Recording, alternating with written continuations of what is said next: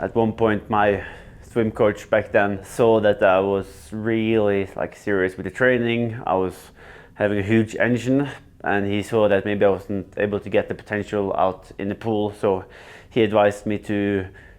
try something outside of the swimming pool, either open water swimming, 5K, 10K, or even a triathlon. And he gave me a list of different races he reckoned I should do, and a local triathlon was one of them. And yeah.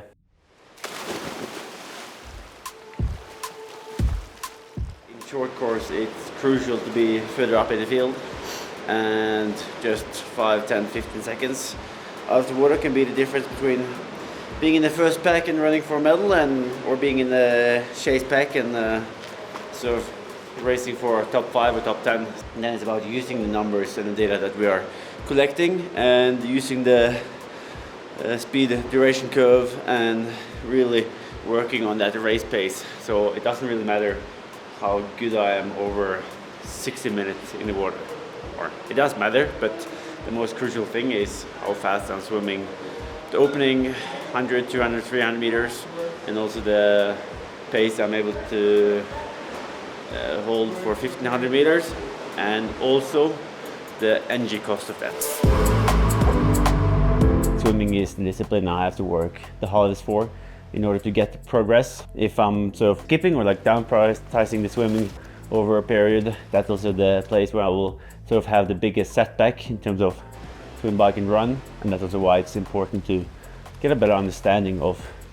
how I can train smarter, and have a way where I can also collect more data and give my coach a better understanding of how I'm swimming and how we can maximize the speed around race pace, and also get more technique feedback. And I think in the same way we use data to get used to the Ironman distance, and instead of having to be learning by doing necessarily, we could use the research that are out there, using that in training to prepare as well as possible for long distance. We will do the same on the way back to short distance. We try to sort of get the speed duration curves back to how we're looking like before we moved over. So by having data from the past as well, that we have an understanding of how we want it to look like, makes it also easy to have a target in the training. Yeah, so the current swim form, I would say, is climbing, it's all going in the right direction. We are working now together with Madsen, a super brilliant swim coach, or coach in general as well, and he's really helping us getting an understanding of what we need to work with the technique. And we're also using the foam goggles and the technology so we can upload it to the app, and so Olav and Ørjan can have a look at it. It also gives them a better understanding of the speed duration curve, and also how the technique in the stroke is changing depending on how long the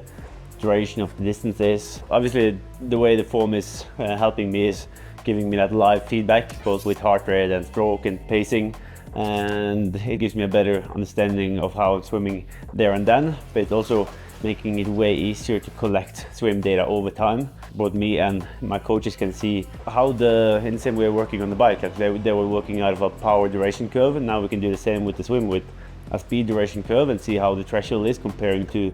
my race pace, how long you can actually stay at threshold and how long you can stay at race pace, and sort of work building the sessions around that. So whether we are doing 200 meters reps at race pace, so we can increase it to 300 or maybe even up to 400 or 500 meters and do multiply times of that, and really stretching that duration I can stay at the crucial speed. I would say it's coming back together, and currently I'm swimming maybe the best I've done since Tokyo, which is great, and